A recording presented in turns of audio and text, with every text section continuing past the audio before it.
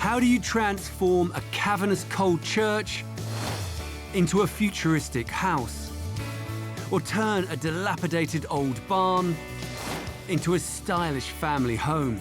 From industrial workshops to ancient windmills, this series follows brave homeowners The original wall has come away from the chapel. as they take on the seemingly impossible challenges That isn't going to happen until next year, never mind 3 weeks' time. You're absolutely barreling down. of transforming historic structures never built to be lived in. We explore the master crafts and ingenious modern design it takes to build an impossible house. It's another bit of history saved. In this episode, a determined couple The water was coming in there, the wheel was turning here. I've got it in my head. I think it'll be absolutely smashing. embark on a project of a lifetime.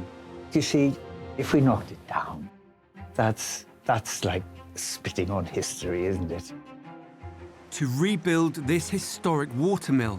To see someone actually bringing life back to this, for me personally, is exciting. That's set to collapse into the River Severn. I mean, if this crane comes anywhere too close to this edge, we're tipping down. With ambitious plans to transform it into their dream home. Look what we're doing to it. It's amazing.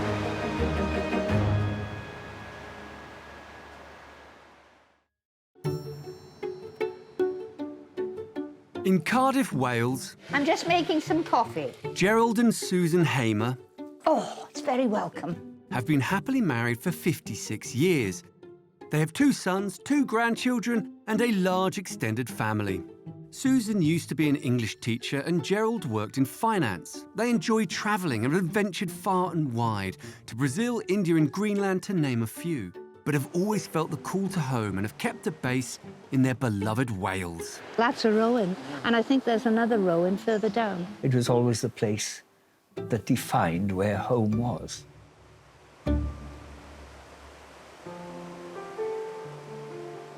Now they're about to embark on their boldest adventure yet, a restoration project of extraordinary scale on the banks of the River Severn in Llanidloes, mid-Wales, where their children grew up.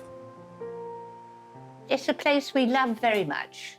The kids weren't born there, but we moved there for them to have a super childhood. My family originate in Llanidloes a couple of generations ago. My grandfather remembers visiting family there when there was a train service from the valleys to mid-Wales. It's a very special place for us.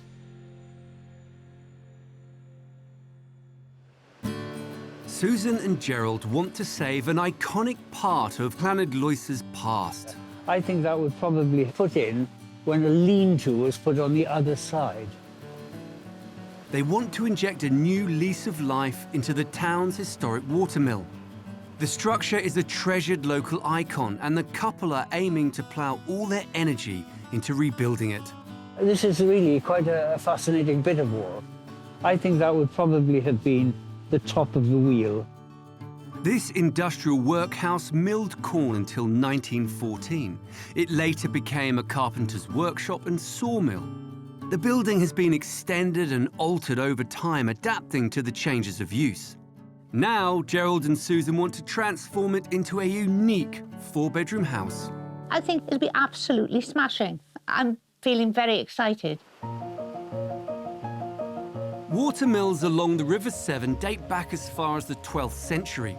Pioneering engineers harnessed the forceful flow of the river to power corn mills that ground grain into flour.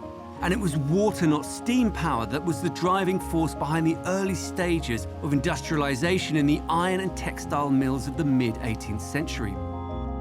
Gerald and Susan's mill dates back to 1180, when it was the only watermill around for 30 miles. It was originally built to mill corn. A hoist lifted sacks of corn up to the top floor. The sacks were emptied into bins where the corn flowed through a hopper to the millstone floor below. At ground level, a water wheel, hydro-powered by the fast-flowing water, was connected to a revolving shaft which drove the machinery to grind the corn and produce flour. The building is a labyrinth of interconnected structures of different shapes and sizes, and is thought to have last been occupied more than 50 years ago. Reconfiguring this abandoned structure perched on the edge of a raging river will be a huge challenge. Our garden is in line with the building there. We come up to here. And, I see, it's this way, the triangle and we goes. propose to build up this riverbank to the same height as the house with things called gabions.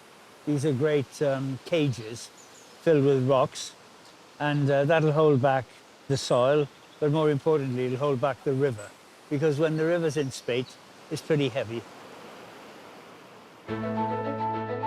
To transform this historic structure, Gerald and Susan plan to rebuild what's left of its existing walls with a mixture of old stone and modern bricks. They will then erect a high-tech precision-cut timber flat-pack frame inside to form the floors, rooms and roof.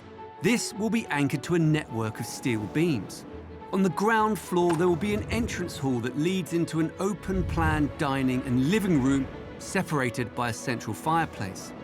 To the left, there will be a kitchen diner, a utility room and downstairs toilet. Double doors off the kitchen and lounge will lead onto a terrace overlooking the river.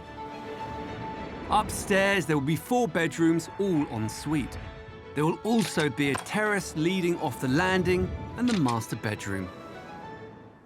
The floor will be even, and we'll have underfloor central heating. That will make the place immediately warm as you come through the front door. I can see the furniture. The colour scheme will be pale blue throughout the downstairs and dove grey satin silk curtains. The pictures on the wall, I've already chosen 6 of them. The watermill is over 800 years old and has been altered over time. Susan and Gerald have scheduled 15 months to bring this relic back to life. They've got a budget of £350,000, which sounds like a lot, but not when you take into account something this old, in this condition, located right next to a very powerful river.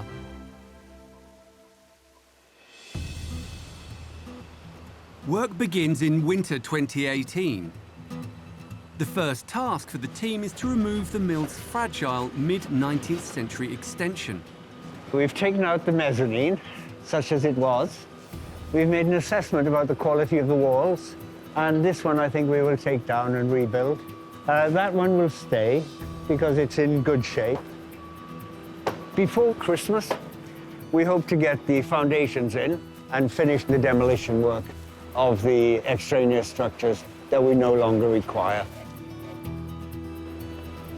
Lee Williams is in charge of excavating and laying the foundations for the building. This will be a huge challenge as they must sit on top of an original waterway that runs underneath the mill. That's exactly how we found it. A build-up of sludge and gravel throughout the years. There was a couple of rats in the beginning. I don't know if you can see any eyes today. We've dug down it up above, 2 meters down to the top of the arch. It's built on solid rock. They've carved through the rock. A structural engineer must now assess the stability of this tunnel before work on the foundations can begin. Gerald and Susan always knew there was a tunnel feeding water to the mill, but couldn't assess its significance because historic plans don't show its location. What they didn't anticipate was that they'd discover a second tunnel. Here, you can see the arch over the top of the second tunnel. It ran across the floor here because this was the timber mill, and so we used the original weir to power it. But this one, it ran diagonally through here, which couldn't have been more inconvenient. What Susan and Gerald discovered is a legacy from 1840 when the mill was in its prime. To feed power to the newly added timber mill, the owners dug a second tunnel. It sits directly under the western corner of the new building and could collapse at any moment.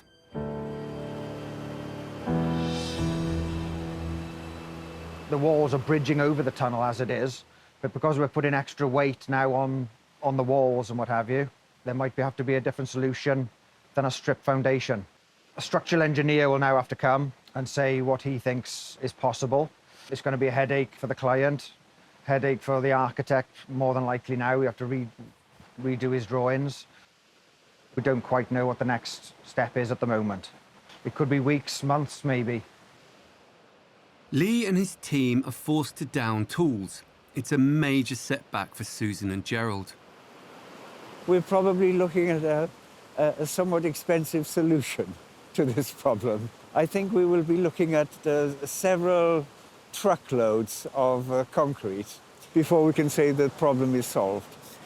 And along with several truckloads of concrete go several bills. So I wasn't anticipating that. It has slowed us all down. I was hoping by now we would have been laying the floors and been in a position to take accurate measurements for the timber frame that's coming in. Well, obviously we're not there. And so Christmas is coming. Chances are it'll be after Christmas.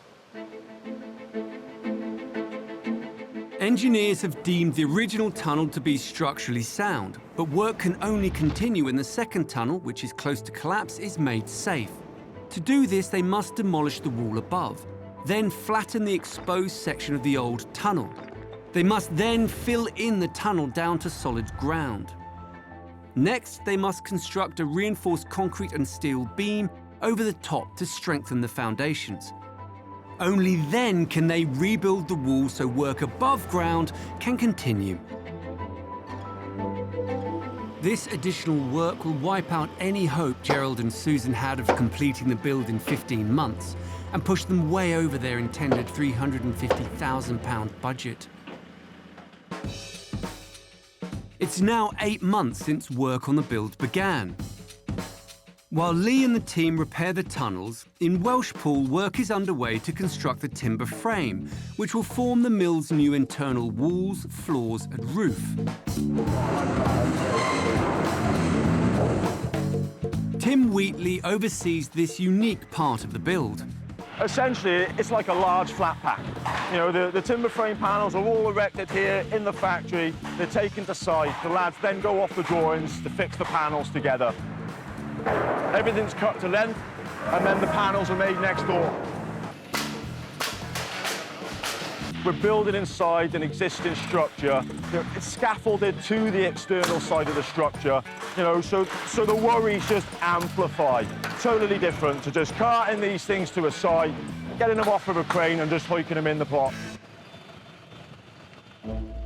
On site, it's taken Lee's team 5 months to reinforce the tunnels, scaffold the building, and start to repair and rebuild the crumbling limestone shell. Today, Tim is on site to oversee the timber frame erection. It's a tight squeeze getting all the kit onto the cramped riverside plot to lift the panels into place. We'll have the crane coming in now. The lads have got ground floor panels up, so what we'll be landing today when we come in, we'll be landing the steels to take the joists, we'll be landing the panels for the utility, and hopefully, fingers crossed, we'll have enough time to land the joists in as well. I'd like to utilise the crane as much as possible. They've only allowed a few days for using the crane, so it will be a race to get all this timber work installed and avoid another costly overrun. You're close to that bank there, drive. So even just entering a site like this, you know, you're up against it straight away. Cars parked, people in the way, and now coming onto a site like this, I mean, it speaks for itself, really, doesn't it? I mean, if this crane comes anywhere too close to this edge, we're tipping down, you know, and if this crane goes down, we're in big trouble, to be fair. So we want them at least 2 to 3 metres away from the bank. There's a lot of weight in that crane, and that's what the lads will twitch over now, so they'll just get the crane in the right position. Are you happy, drive? Edge. So this is a city crane. It's a 40-ton city crane. So hence, you know, specifically for tight areas like this.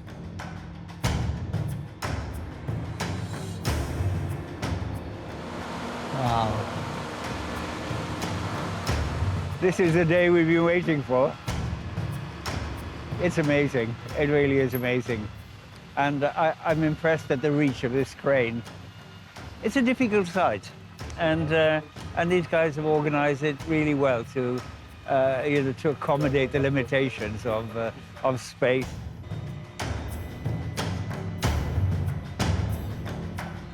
This is the oldest structure I've ever done, which is brilliant. You know, I'm a local boy, I live 15 miles down the road. You know, I grew up in this area. So to see someone actually bringing life back to this, for me personally, is quite exciting. Before they can lift the timber panels into place, they must position a network of steel beams.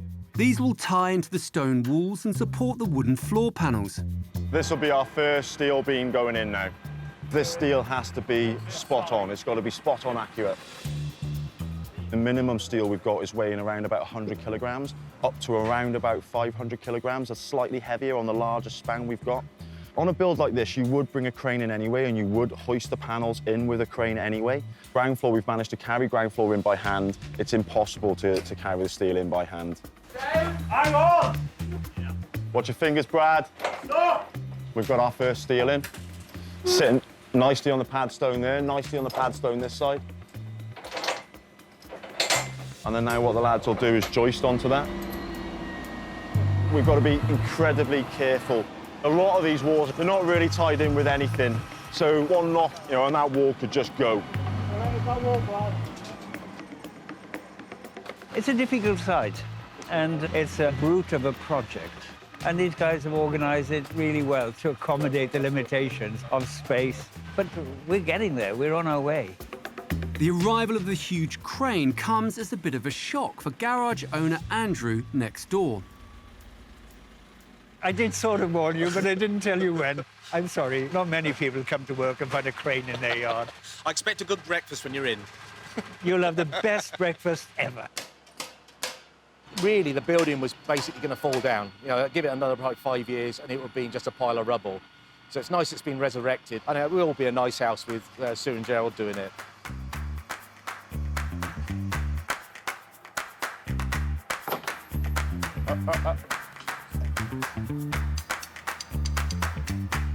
That's low.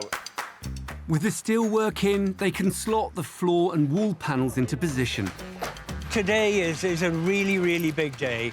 The panels have gone in, the joists have gone in, the steels have gone in, the floor's gone in. I think this just shows when you've got the right people and the right kit and the right skills, things work.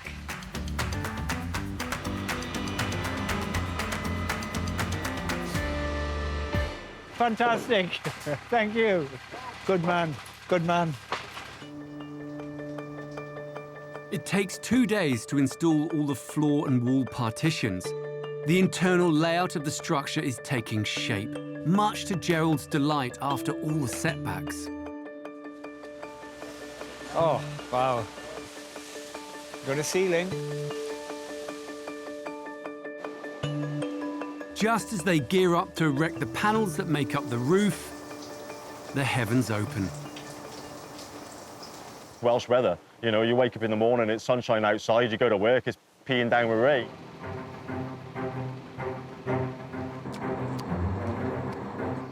It's not ideal, the lads are working in the wet all day, but they'll get the job done. A bit of water don't stop us. We crack on. The only thing we really have to be concerned about is high winds when we're utilising the crane. We've only got the crane today to get all the trusses up on the structure. The new roof timbers may be straight, but the old stone and brick walls they must sit on are anything but. We've got approximately a 20 to 30 mil cavity down the bottom here, but as we get at the top, we totally lose the cavity altogether. The masonry gable end is all leaning into the structure. We don't want moisture to trap on there, so we need to take all this gable end down, rebuild that back up, and give us our 50 mil cavity. We're building a kit inside a 700-year-old structure. I mean, nothing is dimensionally accurate. So the fact that we're finding that a gable end's in and we've got to rebuild the gable end back up to give us our cavity, I'd say that's about normal. It's a relief for Gerald to see this frantic part of the build stay on track despite the torrential weather. We've got first floor panels up now. We've got roof trusses up there now today. Amazing. The utility section's still left to do, but we'll tie that back in. You can manhandle that. Yes, we can carry that in from there. Can't believe how much work you can get through, actually. And as they make progress, they continue to make discoveries about the old mill. When this wall was built, we know that the floor level was a metre below where it is now. And then, you see, beneath, we had the spillway turning the wheel. So it had to be a pretty strong wall to support the weight of the wheel, isn't it? Yeah, exactly. And in the corner here, we can see where the wheel bearings were. So at some point, another 200 or 300 years on, or whatever it is, This structure's then been put up. Someone said, let's put another couple of floors Yeah, on. let's go up again. Yes, before they bring in planning permission. And up it went. You know, it's taken someone like yourself to see it, put the investment in and want to bring something back. Indeed. Say no more about the investment.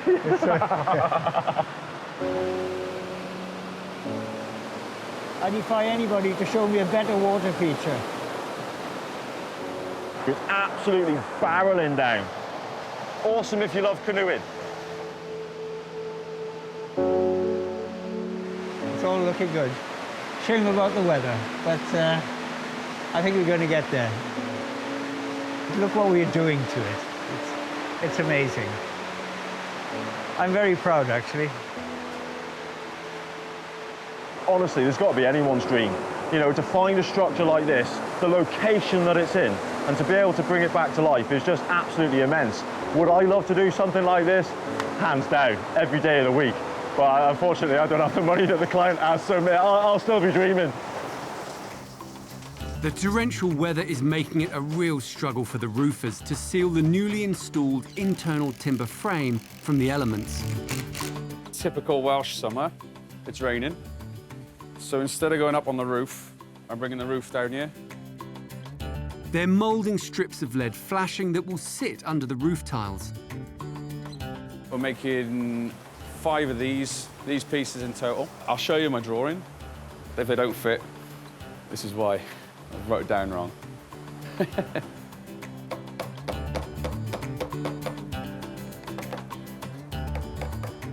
That's prepped, ready for welding now. There we go. Got another piece made. Once installed, the strip should make the mill watertight and bring it another step closer to being a home. The restoration work involved in transforming an abandoned relic will usually cost more than the purchase price of the structure itself. This reconfigured pump house in Norfolk is a striking example. It was built in 1847 and housed a steam engine to pump water out of low-lying fenlands to stop them flooding. It has been lovingly restored by architect David Long. The water from the flat landscape drains into this drainage channel that approaches this side of the pumping station and then disappeared under the building through this arched opening. Inside, there was the huge steam pump pumping away, and the water was sucked up from down there and went through the other wall of the building in a large pipe into the River Wissey. Seeing the potential that others might not, David bought the abandoned pump house for £190,000 in 2015, with the vision to transform it into a one-of-a-kind family home. The condition was absolutely appalling. It was a building which had not been used since 1974 when they turned the pumps off, but for us it was exactly what we were looking for. The building was a crumbling shell. The roofs and the windows were beyond repair, but David wanted to retain as much of the old structure as possible. The bits of the building that we preserved were the walls. With the walls, of course, come the historic openings. There's a selection of openings, existing openings, a selection of openings that have been blocked up in the past as the building changed and adapted to the various generations of steam pump that they had in it. We found piles of spare bricks inside, so we used those to make our alterations to the external walls. After that, the trick was to fit 5 bedrooms into this rather tall, thin building that had the pump in it.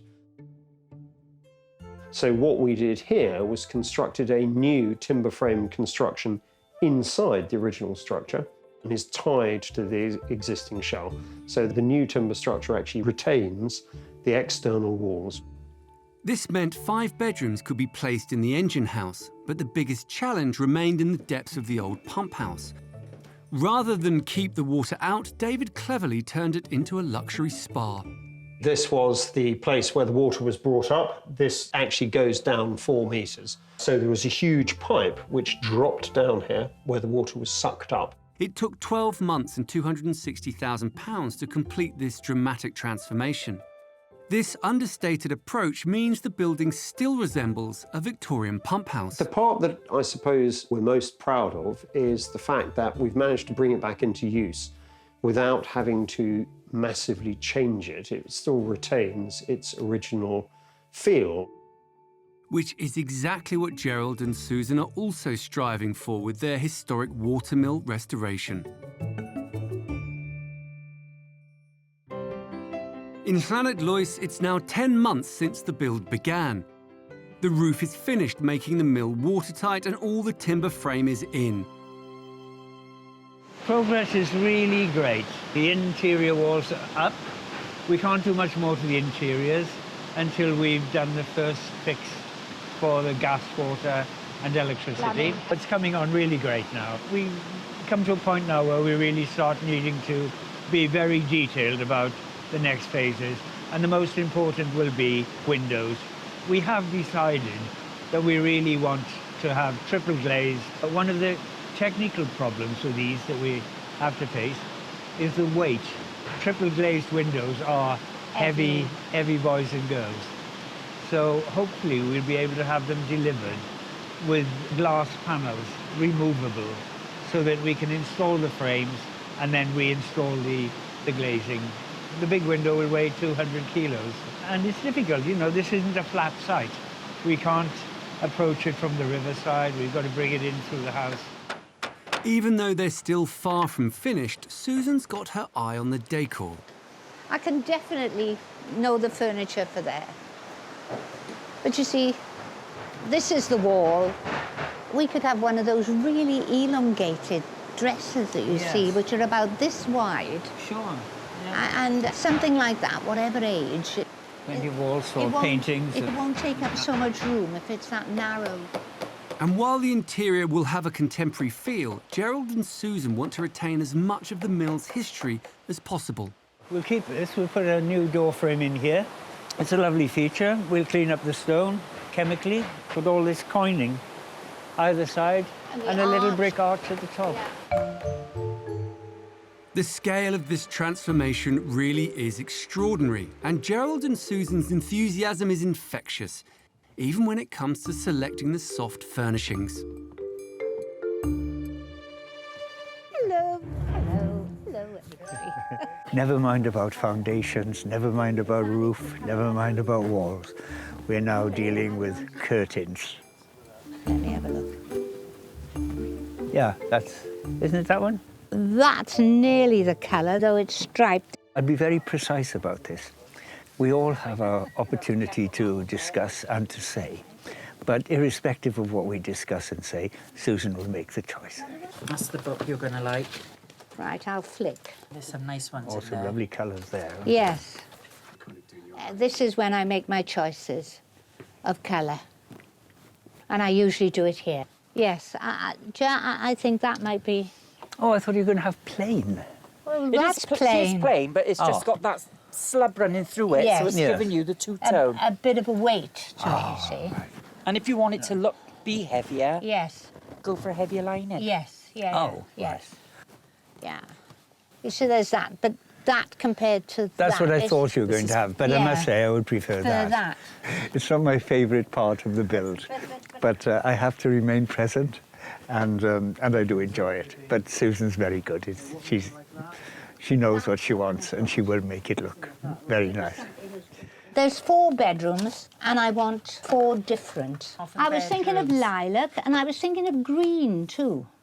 Oh, I tell you what. No, I was thinking of that. Oh, yeah, nice. Right, I like that one. Because you can have pale green curtains and, you know, and bedding. A lot of greens tend to go together, don't they? Yeah, absolutely. No problem. So I'll go down. I've chosen... That's 1 bedroom, that's 2 bedrooms, that's a kitchen. Definitely that. That is exact colour that I anticipate. Right, 1, 2. And the green. And the green 3. Bedroom. Bedroom. Sitting room. Bedroom. Kitchen. It's not bad for 10 minutes. Right, I think that's it. I think we're quite happy with those, aren't we? Bye-bye, everyone. Susan and Gerald really are a tower of strength. Over the next 19 months, they push ahead with the internal transformation. Outside, work begins on a striking, unplanned feature, sparked by a fortuitous discovery. Back in 1840, engineers built a special room on the side of the building to house the new water wheel. More than 180 years on, the addition is still structurally sound. So Gerald and Susan decide to turn it into an extra storeroom and build a terrace on top overlooking the spectacular river. It doesn't take long to lay the concrete base for the terrace. Although it's calm today, the river here can really batter this side of the building. So glass makers Graham Watkins and Gary Hughes are on site to bolt and glue metal fixing brackets into the base to secure the toughened glass panels which will surround the terrace. It's the strongest stuff you can possibly get. It's harder than concrete. The glass is about 34 kilo a piece. There's a bit of weight in them. Right, I'm in. It's 13.5 laminated glass, which basically means if you do ever damage it, it won't go into 1,000 pieces, it'll stay in place. When you've got to drop the other side as they've got here, that's what you need, really. The guys work very carefully to slot and clamp each panel into the brackets. If you were to touch it right on the edge with something very hard, it will just go, it'll just break. It'll still stay standing, but it'll just shatter. Although, if you got one of those bricks and threw it in the middle, you wouldn't break it. It's just safety glass, but it's very expensive as well. It takes most of the day to secure all 10 panels into place. Graham and Gary glue a special rubber seal on top to form an airtight connection and moisten the rubber so the steel handrail slides on more easily. We've got to move quite fast because the water will just evaporate before we can get the stainless on top of it. That there will be stuck on there now. That won't come off. I think it's brilliant. I think it's absolutely brilliant. This gives us everything we wanted. It enables us to sit here. It helps to screen the sound of the river. It protects us a bit from the wind and keeps our gin and tonics nice and cool. And I think we're going to have a fabulous terrace here to enjoy. The unplanned feature has added nearly £8,000 to the cost of the build, but they've created a great new space to relax in. It might have cost twice as much as a ordinary steel balustrade, but I think it does the job more perfectly and for longer. It's been just over 2.5 years since Gerald and Susan started work restoring this 800-year-old abandoned mill in mid-Wales, reconfiguring it into a home. They set themselves a budget of £350,000 and a schedule of 15 months to complete this ambitious transformation. But the discovery of hidden tunnels and working on such a difficult site, so close to a fast-flowing river, has doubled the build time and pushed them well over budget. But now the restoration is complete. They've cleaned and repointed what remains of the original stone walls and rebuilt what was missing in brick to create a spectacular 4-bedroom home. To soften the exterior look, they've clad some sections of the modern brickwork with red cedar cladding. The cladding will eventually fade to blend with the original stonework. They've topped the roof with slate from the local Newtown quarry and have also clad the west-facing side of the house in this material to give it extra protection against the harsh weather. They've also repurposed a 120-year-old church door to create a striking entrance. The extensive transformation is just as impressive on the inside. Susan and Gerald have opened up the mill's maze of small rooms to create a large open-plan living space with floor-to-ceiling windows to make the most of the stunning river views. They've worked hard to blend ultra-modern kitchen fittings with original structural features dating back 800 years, and the result is spectacular. This is the hub of the house. It's where all the major creative activity takes place. Susan's pride and joy, I think. I like the fact that there's not lots of walking around. You know, you can be working here put it in the oven there. This is the original wall of the old sawmill. We had to brick up some holes and make new ones and repair things, but when you look at it closely, to me, it's art. I chose to use modern sand and cement mortar. I wanted to be known that these are our modifications to the old wall. This belongs to us. This was how we modified that very, very old wall to become part of the naturalness of the kitchen. Beyond the kitchen are two split-level living areas with floor-to-ceiling triple-glazed windows, which let the light flood in. The windows are designed for optimal thermal efficiency to keep the cold out and the warmth in. These help to transform this once chilly industrial mill into a warm and inviting home. This is our living area. We were very fortunate. Because of the natural conditions of the site, we were able to turn it into a split level. And we're at the lower level, where we have the outlook onto the river, which is the main attraction of the whole site, in my view. And so we watch the river coming towards us. It's not often you can get a view like that. You can often have a house alongside a river. For a site where the river comes towards you, this is pretty unique. Between the levels, we have a wood-burning stove with two sides. So down here, primarily, it's watching TV, sitting, watching the river roll by. And then up there, we tend to have it more as a social area for sitting and chatting. We wanted to maintain the sawmill sentiment, and so we have steps coming down to this level. The floor was a bit more complicated, but we rather enjoyed the tiling that tends to come from Iberia. So we brought these floor tiles from Spain. Tucked away around the side of the house is a hidden gem that also takes advantage of the west-facing views. By restoring this historic relic, Susan and Gerald have tried, wherever possible, to retain the mill's authenticity. A new element is the bespoke timber staircase that leads up to the 4 bedrooms on the top floor. But they've also installed a very modern alternative. That's a passenger lift. We both decided that we'd have one put in. Walking up and down stairs is tedious, and also it's kind of future-proofing the house. Not just for me, but for anyone who finds themselves less mobile than they would like to be. In every bedroom, Susan's passion for style and fun shines through, mixing original features with sleek modern fittings and a touch of glamour. With bejewelled lamp fittings, mirrored vases, luxurious white marble bathroom floors and a standalone bath.